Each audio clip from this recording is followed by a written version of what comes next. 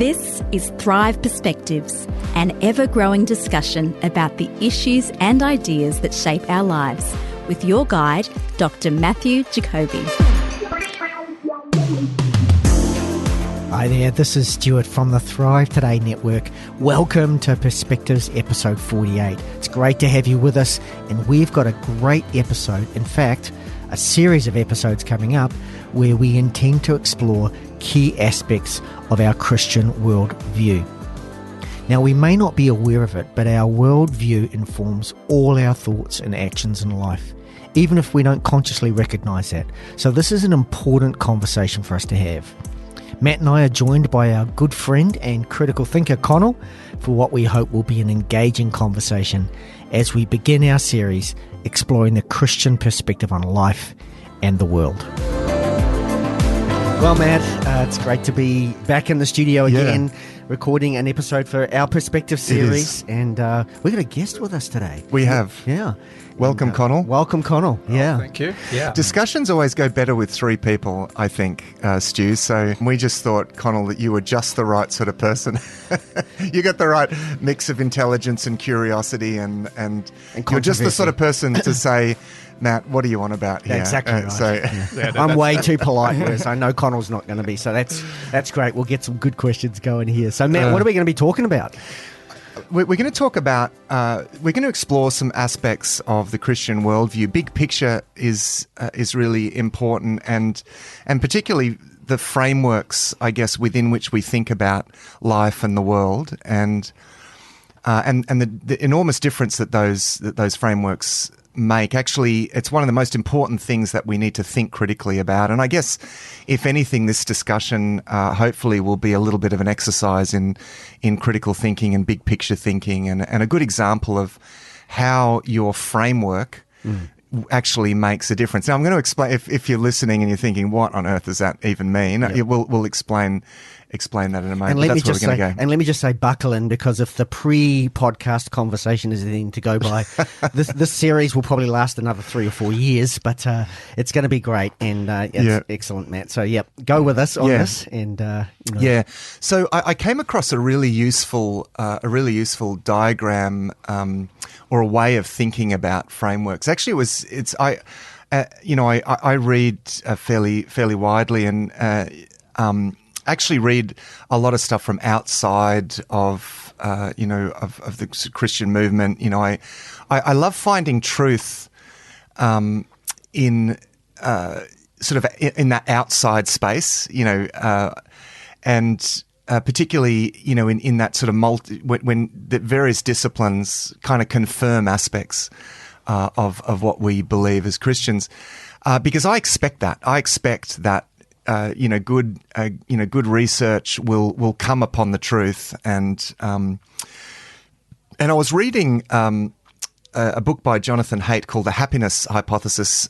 So it's a book in positive psychology, and he's Jonathan Haidt, which is Haidt, is a very prominent social psychologist. Now, I should just say, when I cite different books and so, I'm not necessarily recommending or endorsing the views in those books, but exactly. I guess that is what I was really just saying is I draw a lot from a lot of different sort of literature. I don't necessarily endorse their views, or and often, in fact, they're not. They're not Christians. Often they're even atheists, but yet I find I've illustrated it's a little bit like going out to outer space and sitting on the moon and looking at the Earth. You really appreciate, it's really beautiful. But we don't want to live out there. No. You know what I mean? It's and also we've got to be able to engage with our world. So knowing what other people are thinking, and what they're believing, what's informing them is important. And that's important. And also because I teach as a lecturer in philosophy, so I need to be across some of these things. So this book by Jonathan Haidt, towards the end, he points out he's done a lot of research into the emotion of disgust, which is really interesting to do research into that. But as part of his research into that, he found a connection between that emotion and another sort of dimension of experience that he talks about in terms of, and he finds this in a lot of other cultures, how that emotion is connected with a sense of defilement or impurity, or and he found himself realizing that there's this whole other element of human experience. And that research was really just the entry point into this discovery for him. There's this whole other dimension that we in our culture don't really recognize. And the way that he illustrates this other dimension, and actually what I'm going to do is, and you'll have to, if you're listening to this, you're going to have to use your imagination a little bit now while I picture this, or a piece of paper and a pen, even. Yeah, or a picture. Yeah, that's right. That could be useful, and we'll pull this apart in a moment. But let me picture it. So this is a simplified version of a diagram that he uses. If we imagine, I guess in our culture, we tend to recognize only one dimension of human experience, and we can picture that as a line, a horizontal line between pleasure and pain. Imagine pain on the left, and a line, and then you've got pleasure on the right. So at each extreme, so just to help the listeners, at the far end of the left-hand side is pain, at the far end of the right-hand side is and you've got this line, and we're all trying to move along that line. It's like, my life at the moment is pleasurable, and you could put other things at the end. It's a fairly pragmatic space. It could be power. It's what pleasure. That's right. It's what a lot of psychologists talk about, just in terms of human well-being. It's the well-being line. It's good and bad, useful, useless, pleasure, pain. It's it's that one element, and we tend to plot in our culture. Everything is plot on that line. So what's good is good for me, and our values tend to be plotted on that line. So if something's wrong, it's wrong because, well, it's going to hurt someone else, and if it doesn't hurt anyone, then it can't be bad, right? That's on that single line. What Jonathan Haidt though wants us to recognize is that there is this other dimension actually to human experience, and so we could illustrate this by placing a vertical line to create essentially a cross right through a vertical line right through that horizontal line, and at the bottom you've got, interestingly, a lot of elements of human experience that we work very hard just to avoid and get rid of, and in the wrong way. And I'll talk to that in a moment. But, experiences like shame, sense of defilement, this is where sort of the sense of guilt maybe sits, sense of impurity. And again, you can already sense how countercultural those very ideas even are. And so you've got, that's at the bottom end of that vertical axis, and it goes right up, and right at the top of that you've got an experience of the sublime, the sacred, the majestic, these elevated elements of human experience, and so you've got this whole other dimension to human experience that we're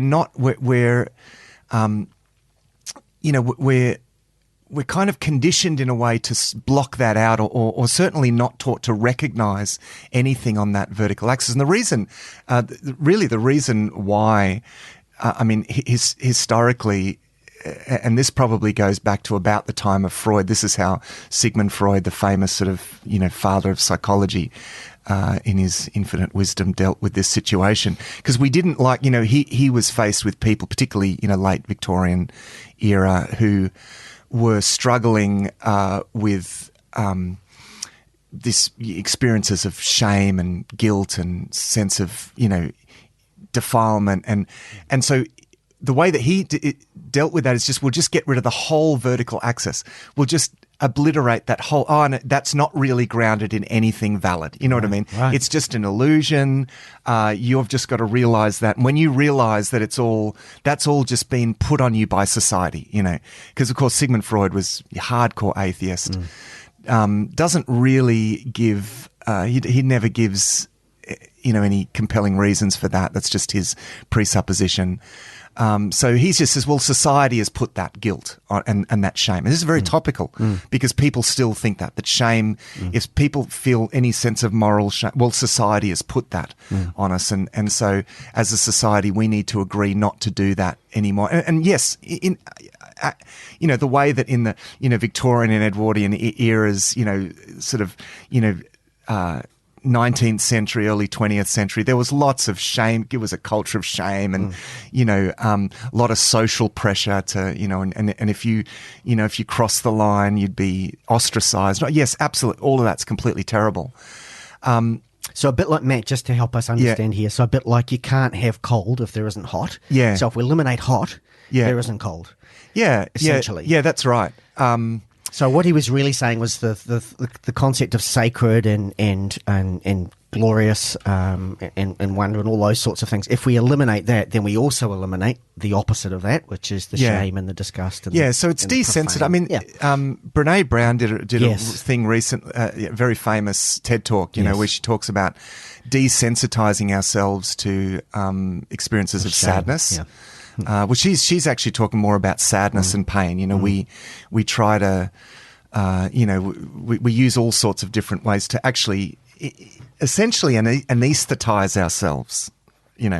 But she says if you desensitize yourselves to pain, you actually desensitize ourselves to joy as well, and so you end up just desensitized. And so essentially, what has happened from that time on is that those particular, at the bottom end of the vertical axis, they're very spiritual. That's a very spiritual, those are very spiritual things, experiences of guilt and shame and impurity. And it requires a sort of transcendent dimension to give any validity to that. Because if we're just biological machines and, then we decide. And our culture is very single axis society.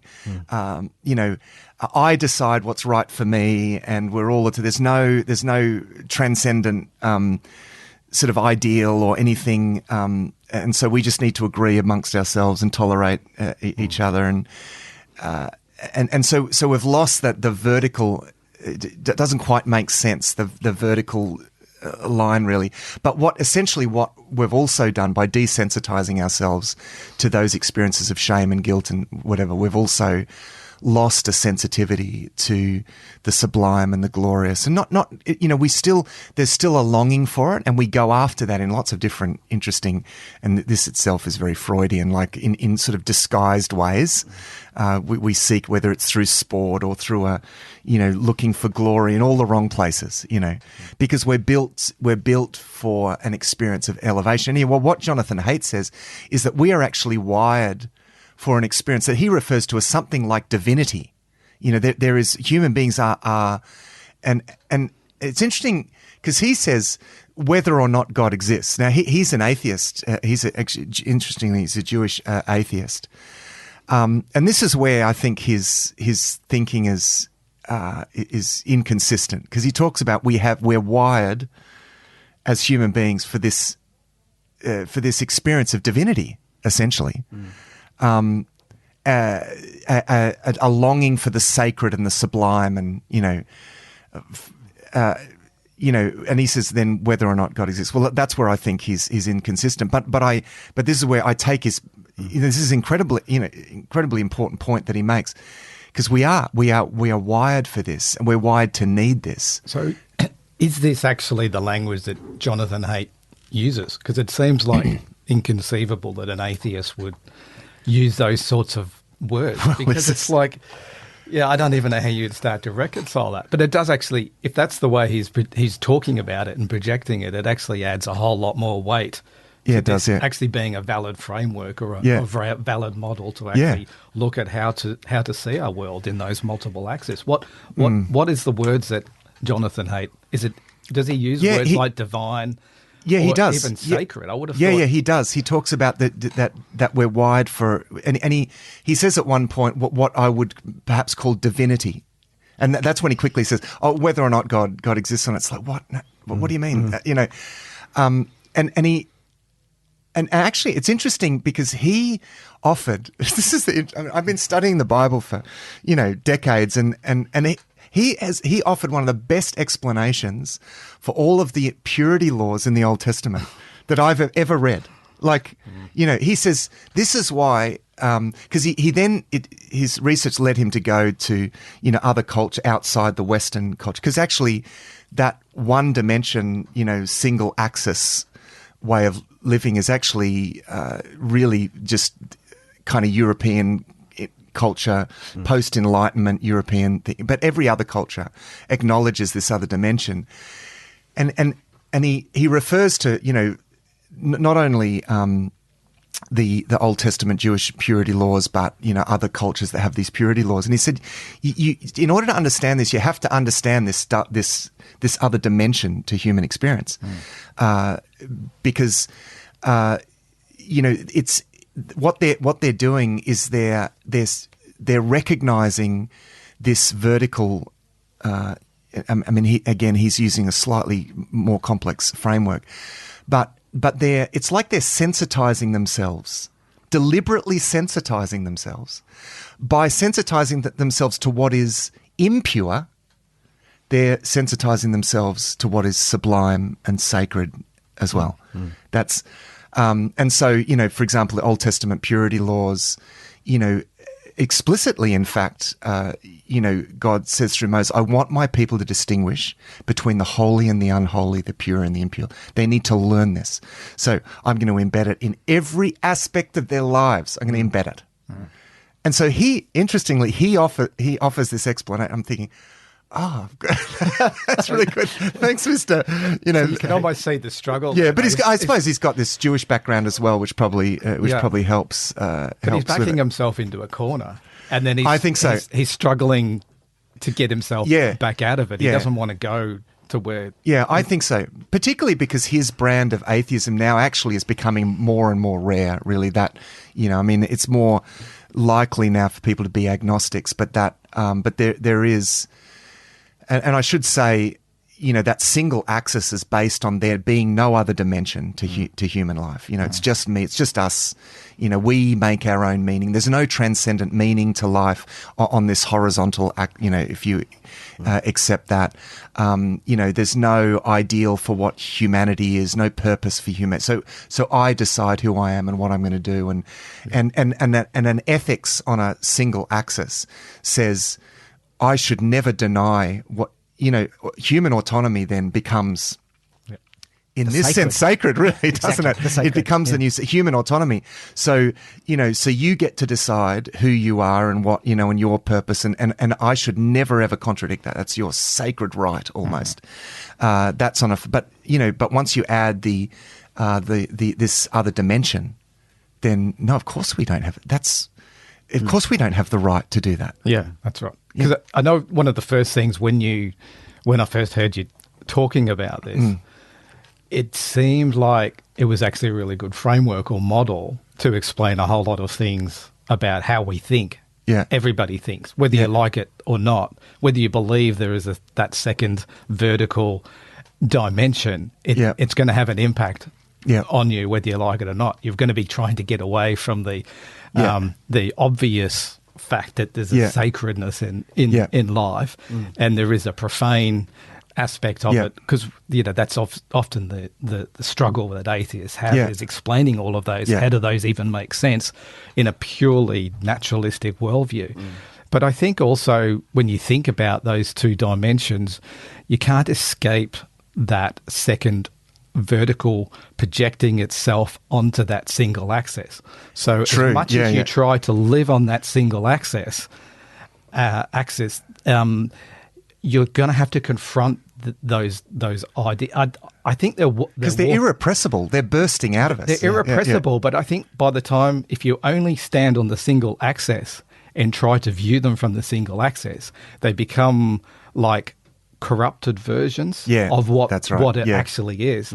So, it's a great call. Inevitably, like when you showed that vertical axis and you showed that there was the sacred at the top and the profane at the bottom, I thought I knew what the word sacred actually meant. And And when you put it on that axis and showed it as another dimension, I'm looking at it and go, but what is sacred then? Yeah. Because I haven't really thought about that vertical axis in the way that you framed it. I would look at it as a single axis. I almost call most people probably were single access dwellers. In the sense that we live on the single access. And so when we look at the sacred, we kind of see it as, well, what is sacred? Maybe it's a church. It's something that we've built. Yeah. My footy team. We've set aside, even if I actually had a look in the dictionary to say, well, what does the dictionary say about the sacred? What is sacred? And it basically says it's something that's set apart with a spiritual, it's for, it's for worship or revering something of this.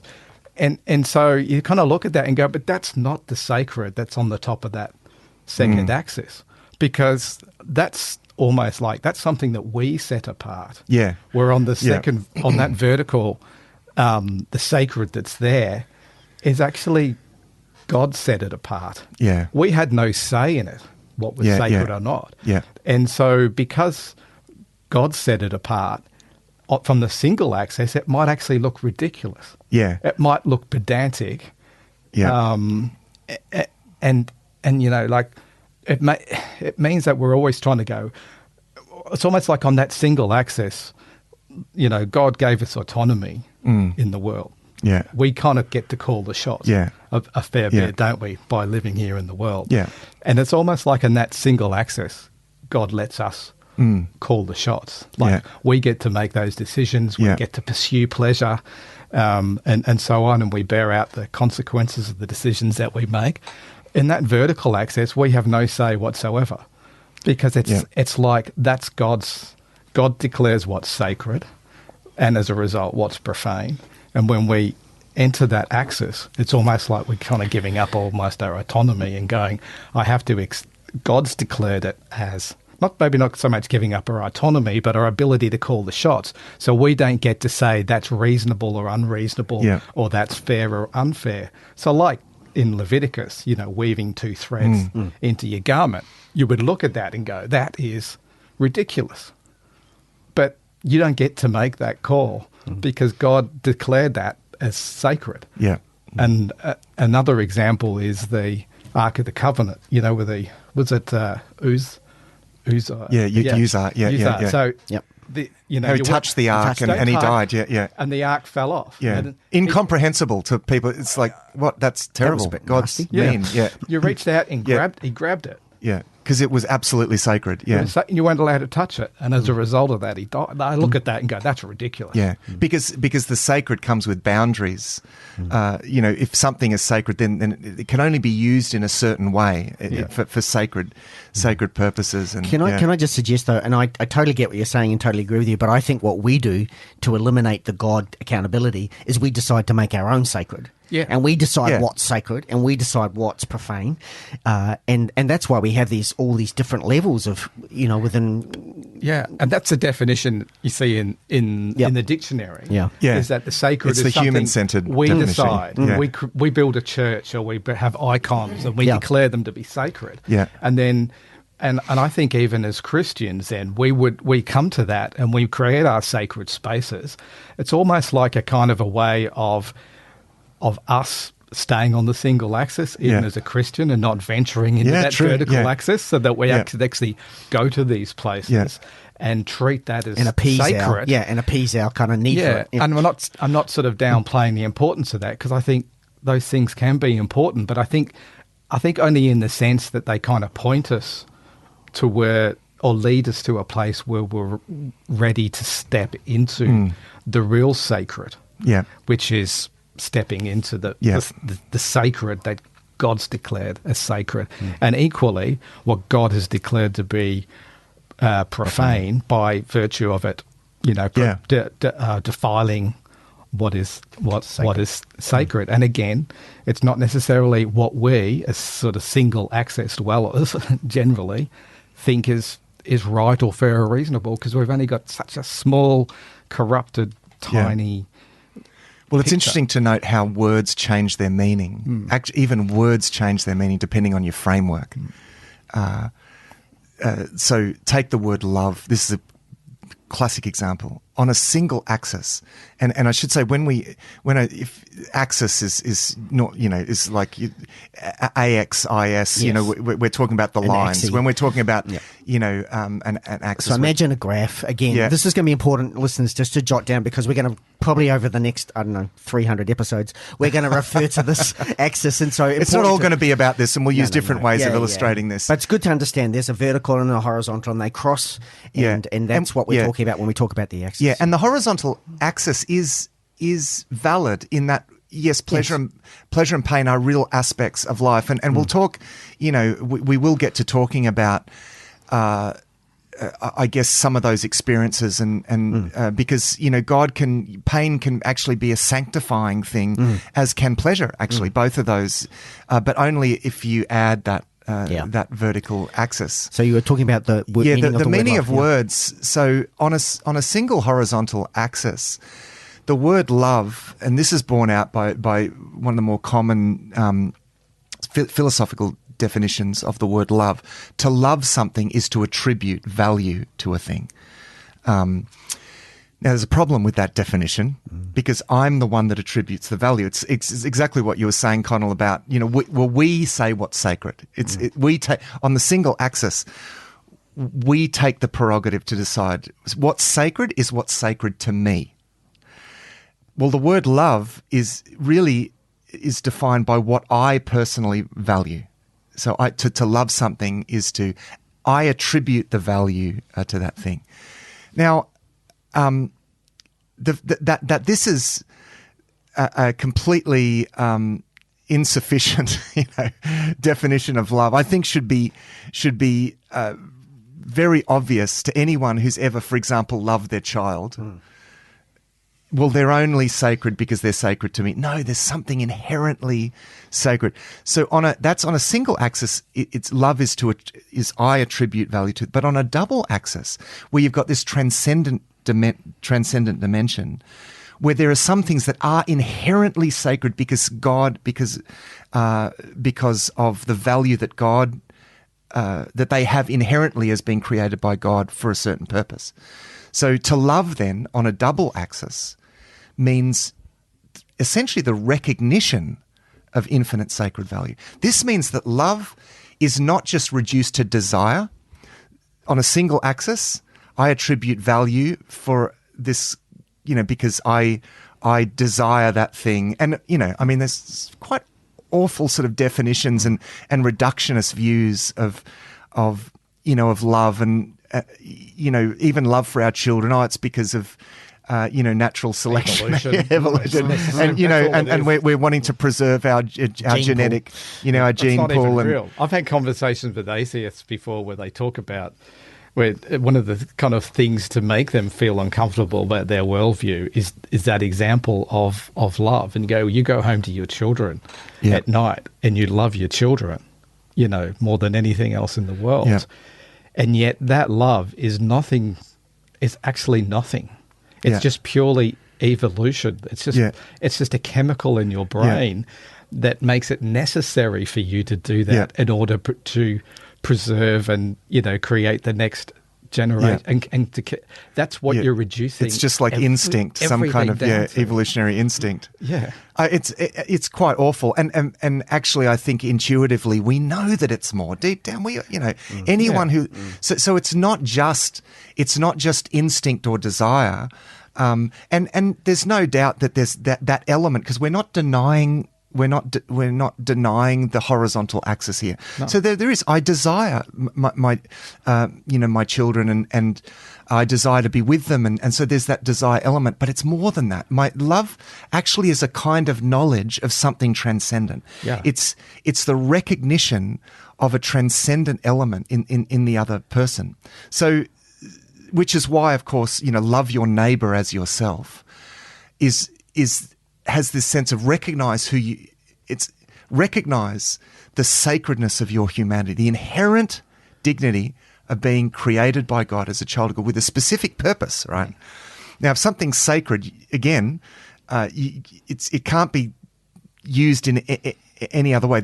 Suddenly there is responsibilities that come with that, and that's the bit we don't like. Sacredness doesn't go with an anything goes approach to anything, but it's this. As we love, it's a kind of way of knowing. It's like as I love, I recognize this sacred element. Now you need the double axis to even go there, because it requires that other transcendent dimension. Well, it does, because it's like when you present it. I actually see some of the conversations I've had with atheists. I actually start getting a little angry at because at that example I would use about going home to your children, and now that if you want to ignore that kind of transcendent reality, that love is not just something that drives you forward to reproduce, and it's just a chemical in your brain, that your children are actually not worth anything. They are nothing. They only mean something when there is that more transcendent reality there, which they want to deny. They have to come face to face with that, and they can't, because built into them is the sense that life is sacred, their children are sacred, that their love for their children is actually real. Like, it is actually a real thing. It's not just a biological process in your body. You actually love them. You actually really do, irrespective of what your brain... And that's right. And they're worth loving as well, and they cannot escape that reality. And so the concept of the sacred is very much connected with this sense of this particular meaning. There is a particular meaning and purpose, and of course, if you get rid of any transcendent element, you lose that any aspect of meaning. So even the word meaning has a different meaning. We don't want to get too esoteric here, but on a double axis. Now it's interesting because this word gets thrown around. You don't want to live a meaningful life, and people talk about that on that flat, horizontal axis. And we provide our own meaning. And it's interesting. There's a South African philosopher, David Benatar, who has argued, he's an atheist, but he's argued you cannot, there cannot be any meaning to life, any transcendent meaning, without a God because meaning requires some kind of design or this sense of transcendent purpose. But without that, to talk of meaning to life is actually meaningless. Well, a lot of atheists say there is no meaning to life. Yeah, that's right, and that's exactly what he's saying. He's saying there's no meaning. Now it's interesting that the atheist Michael Roos, and his book is called something a meaning to life, I think, addresses this issue where he says no, we can.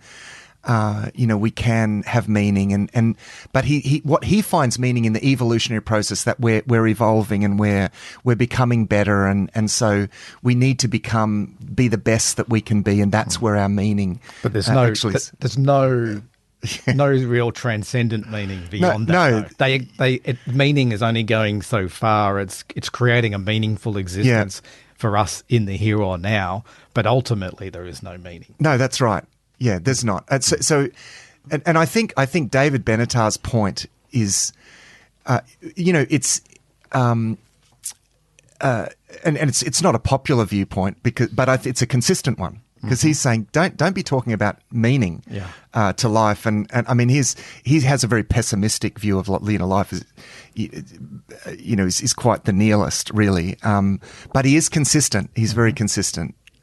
Because he says meaning actually comes from a transcendent. You have to believe that there's something transcendent. And he says there isn't. So can we all get over it? There's no meaning to life. Right? Let's stop looking for it. Yeah. So, it's an unfortunate view, and but that's again, that's something. It's these spillovers from this intuition that we have that there is this other dimension, and as Jonathan Haidt argues, we are actually wired for this. He cites research that actually shows that human well-being is at least to some extent dependent on us on what he refers to as experiences of elevation, a need to be elevated. Now, he talks about peak experiences and, experiences of beauty and the sublime and all of these things. And that's, I think, where it all gets a bit wishy-washy in his work, because ultimately, it's really being unlocked from those bottom-end experiences of shame and guilt and impurity. They are real. And it's like, in a sense, he's wanting to say because he does want to say they're real, because he wants to say we do experience these things. But what does he think they are? Are they just still ultimately chemical processes in our brain, or I think he wants to go a little further than Freud. He wants to say more than they're not just socially put upon us, by virtue of our social situation. So does it come because from he wants to say, no, we are actually wired. Yeah. That we're wired for something here. And he connects it. He does connect it with sort of evolutionary kind of, a sort of distaste for things that are dead and things to do with health. And he sort of connects it with that. But he also wants to say that it's connected with that, but he wants to validate a holistic view as well, that it's not just a physical, it's not just that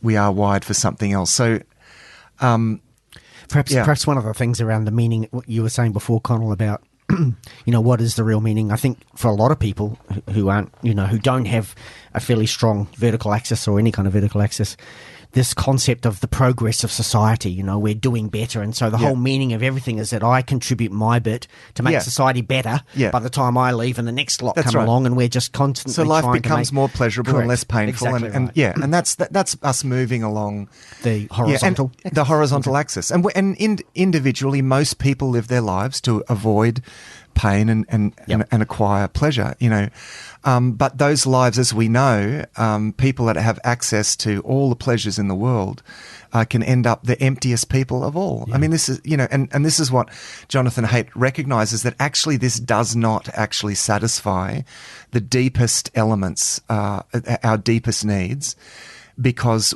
we actually require meaning.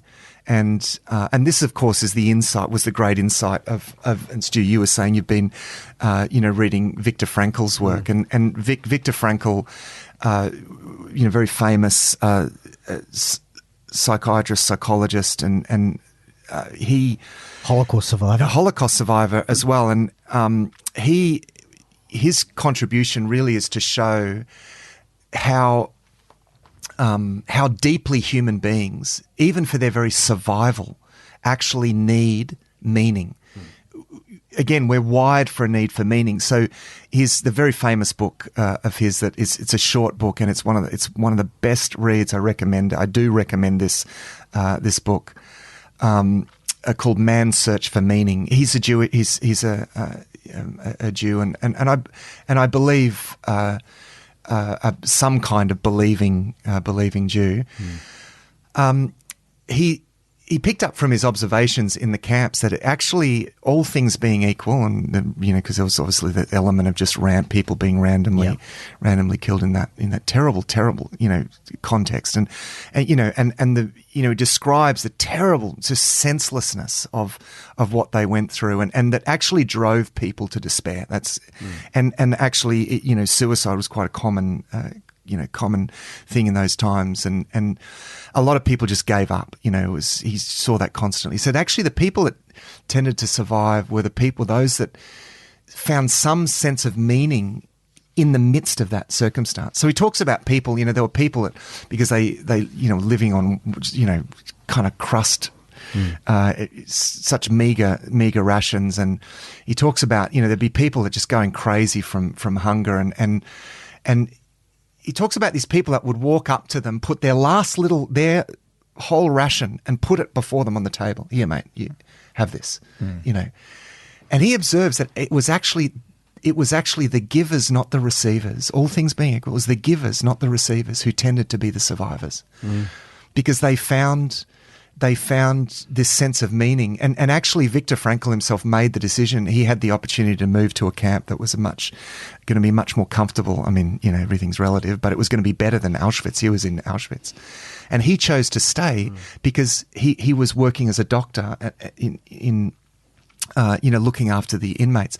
He chose to stay there to do that. And he says that sense of purpose that he found, that sense of meaning, was really the key to his survival. We are intuitively, innately built with a sense that there is a meaning to life. There is this other dimension. And meaning is actually got a lot, our purpose in life has got a lot to do with that elevation trajectory, to bring out the glory, the sublime, in everything. It's to cultivate the sacred. Genesis 1 and 2 depict human beings as being like the gardeners in a sacred garden. And in fact, it's almost like temple language that's being used there.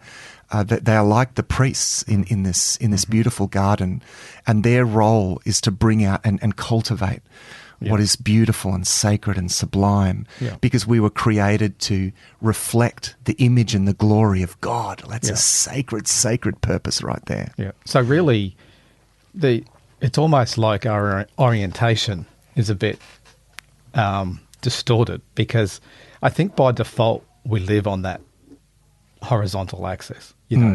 Certainly within our culture anyway, we're brought up in that. And so when we view everything from that single axis, we do look at it as either the pursuit of pleasure and avoiding pain as the motivator. But what we're not saying is that everything on that single axis is purposeless or invalid or not worth pursuing.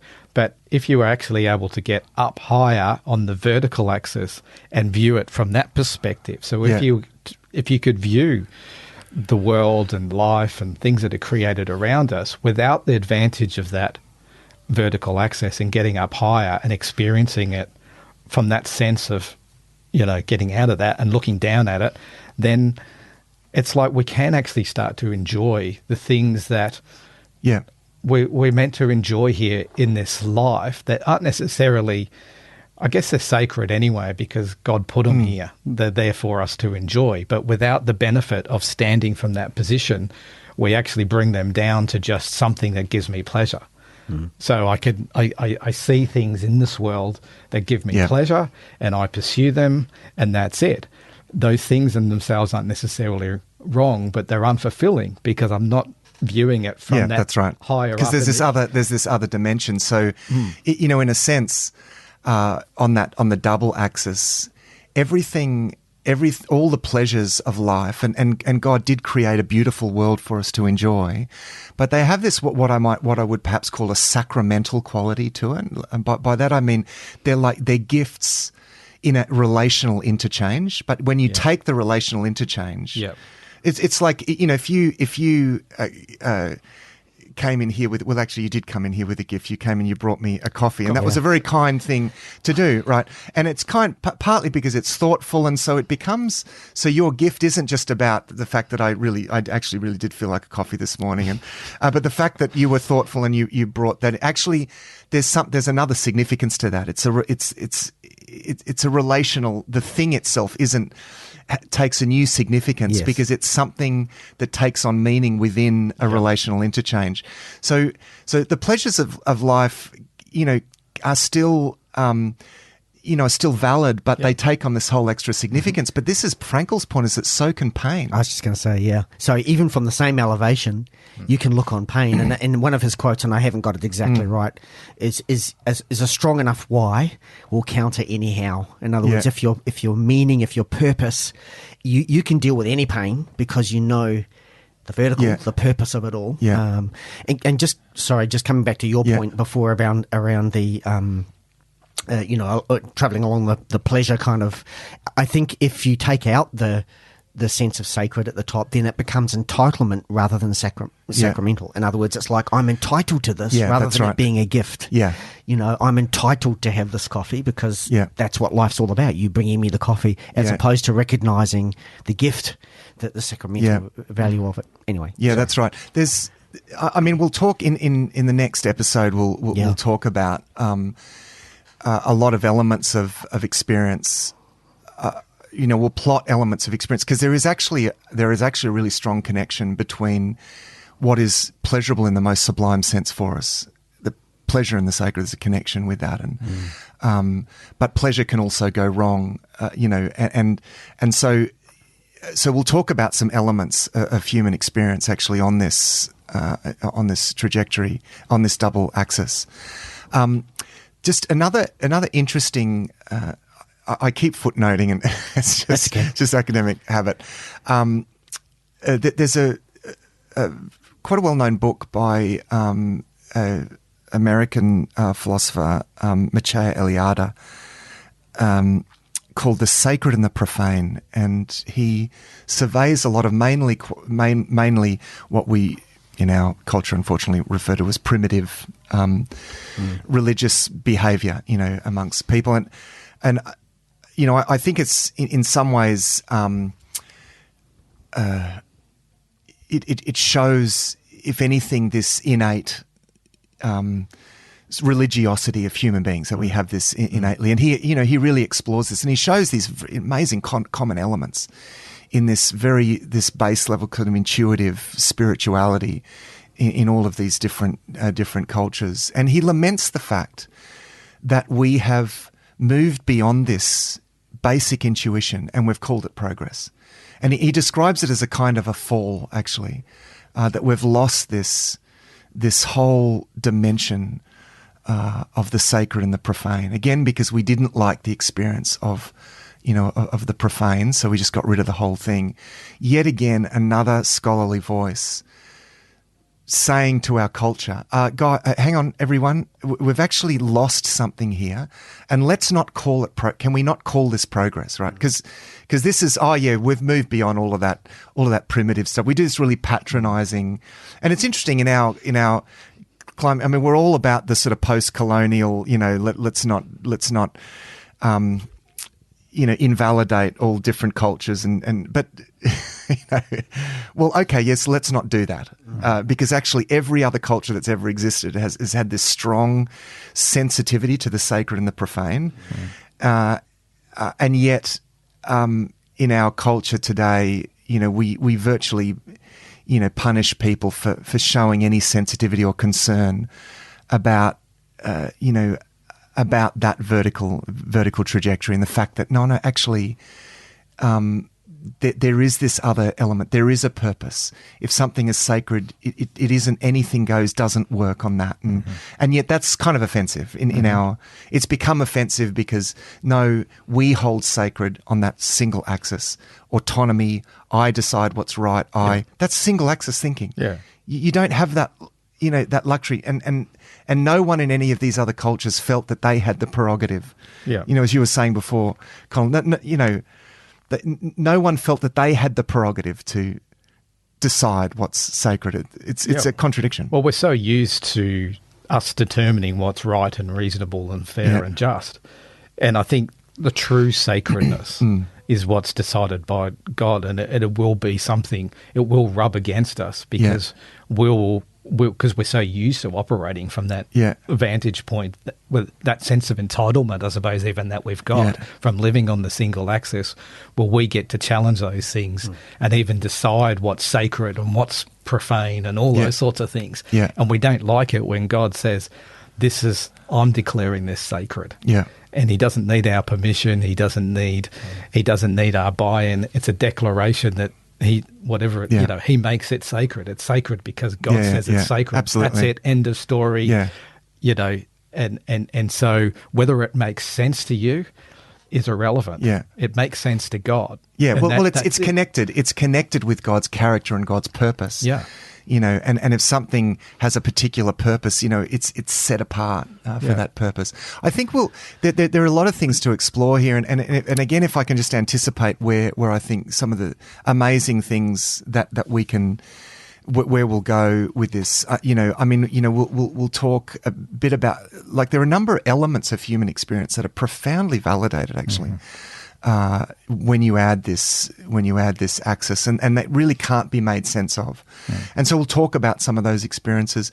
This is where any talk about sexuality and some of the biblical boundaries about sexuality, it's not just about spoiling all the fun and being puritanical and that only makes sense on this double axis. So there's something to talk about there. And how this framework actually changes the way that we think. And it's worth spending some time on this topic, because I really do think that even a lot of Christians today live their lives on that horizontal axis. And God's job is to help me get along, get away from pleasure, away from pain and towards pleasure. Yeah. That's sort of God's role, is to help me along that horizontal line. No, actually, God's prerogative is to elevate you up the not just help you along the horizontal line, but elevate you up that vertical.